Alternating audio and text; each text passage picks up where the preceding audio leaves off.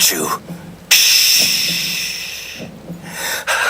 I'll find you.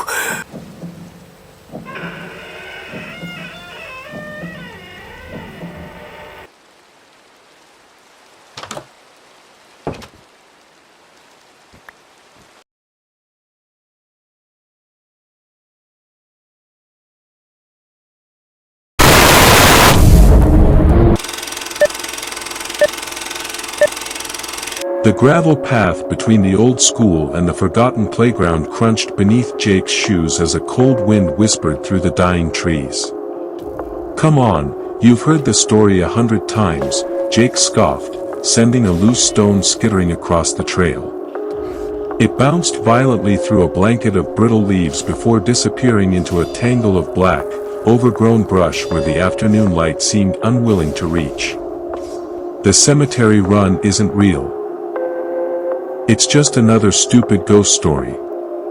"It is real." Aiden's voice came almost too quickly. He sprinted ahead, fished the stone out of the weeds, and kicked it farther down the path as if proving a point. Though he was older than Jake, Aiden was noticeably shorter, his small frame making strangers mistake him for someone years younger. The comments always got under his skin.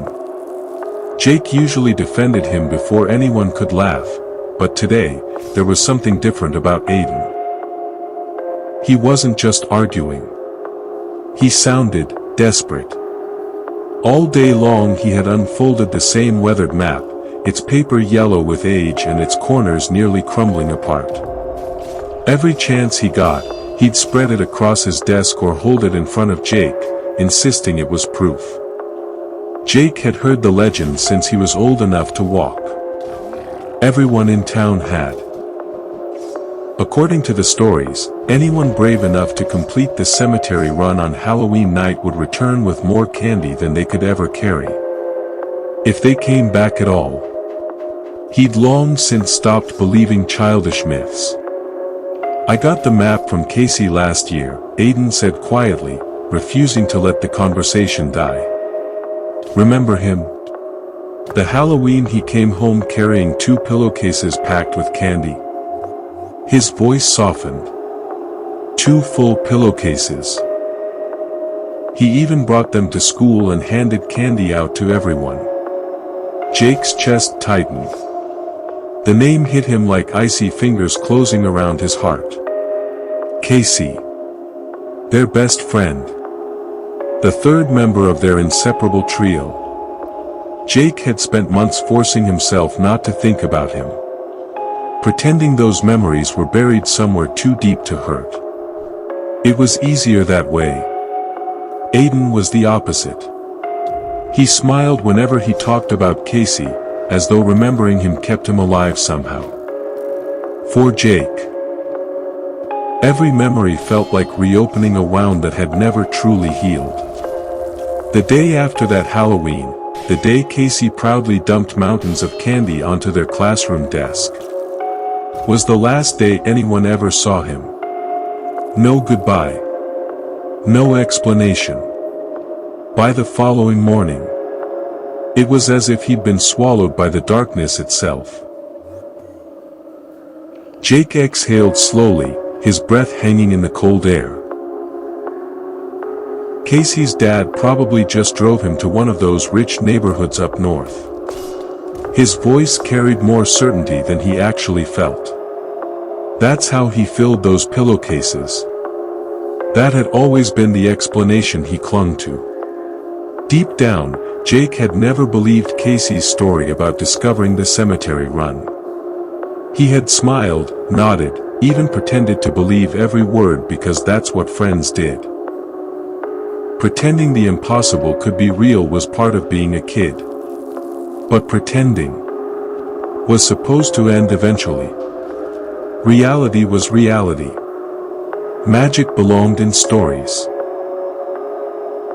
You know that's a lie. Aiden's voice cracked with frustration. He slammed his foot into the rock, launching it deep into the forest where it vanished without so much as a sound. The trees swallowed it instantly, as though they had been waiting for something to feed on. Neither of them expected to ever see it again. For several long seconds, only the wind answered. Then Aiden spoke again. This time, his voice was quieter. Almost pleading.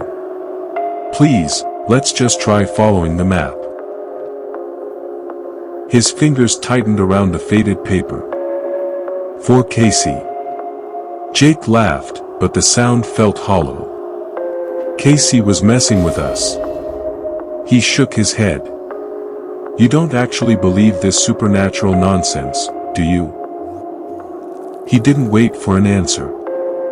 If we follow that map, we'll spend the entire Halloween wandering through the woods instead of collecting candy.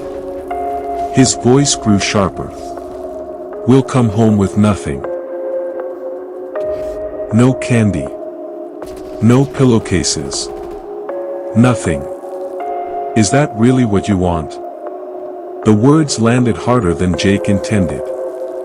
Aiden's face crumbled. The determination drained from his eyes, replaced by a sadness so raw that Jake immediately wished he could take every word back. For a long moment, Aiden couldn't speak. His voice barely escaped above a whisper. His eyes shimmered, threatening to spill over. I miss him. The confession lingered between them like a ghost refusing to leave. I know this map probably doesn't matter. I know none of it makes sense. But Casey believed in it. He couldn't stop talking about it. A weak smile flickered across Aiden's face before disappearing again. I thought, maybe if we finished it, it would be like going on one last adventure with him. I don't even care about the candy. We can always get candy next Halloween. But we'll never get another chance to do this. Jake looked away before Aiden could see the tears gathering in his own eyes. He rubbed them angrily with the back of his sleeve. That's... His throat tightened. That's stupid. Everything about this was stupid. The legend. The map. The memories. The pain. He wanted to throw the map into the woods and walk home. He wanted to forget Casey had ever existed. He wanted to believe none of this mattered. Instead, Jake reached forward. Without another word, he took the brittle map from Aiden's trembling hands. For the first time, he actually looked at it. And the moment his eyes settled on the faded ink, a strange chill crawled up his spine. It felt less like he was reading an old map, and more like something hidden within it had finally noticed him. There were two cemeteries on opposite ends of town. Everyone knew them. One watched over the northern edge, where the woods grew thick enough to swallow the sunlight. The other rested to the south, older, quieter. As though even the wind had learned not to linger there. Between them lived a story every child in town had heard. The cemetery run. According to the legend, if you entered the northern cemetery on Halloween night, found the hidden trail concealed beyond the graves, and followed it without ever turning back, the path would lead you through the forest until you reached the southern cemetery. If you walked out through its front gate before midnight, the town waiting on the other side wouldn't be the one you had left behind. Every house would stand along a single endless street. Every porch light would be burning. Every door would open before you even knocked. And every home would hand you a full-sized candy bar, as if it had been waiting for you. It was ridiculous. Impossible. Nothing more than another ghost story parents wished their children would outgrow. Kids had whispered about the cemetery run for as long as Jake could remember. Most stopped believing once they got older. Only the youngest still argued over whether it was real. At least, that was true until Casey. Just days before he disappeared, Casey had come running to them with a look Jake had never forgotten. His face had been glowing with excitement. His hands trembled as he unfolded an old, weathered map. He insisted he'd found the trail. Jake and Aiden had played along. They smiled. They nodded. They acted amazed. Mostly because seeing Casey so happy made it impossible to ruin the moment. And then, Halloween came. Casey never went trick-or-treating with them. Jake hadn't thought much of it. He figured Casey's dad had taken him somewhere better. Maybe one of those crowded mall Halloween events.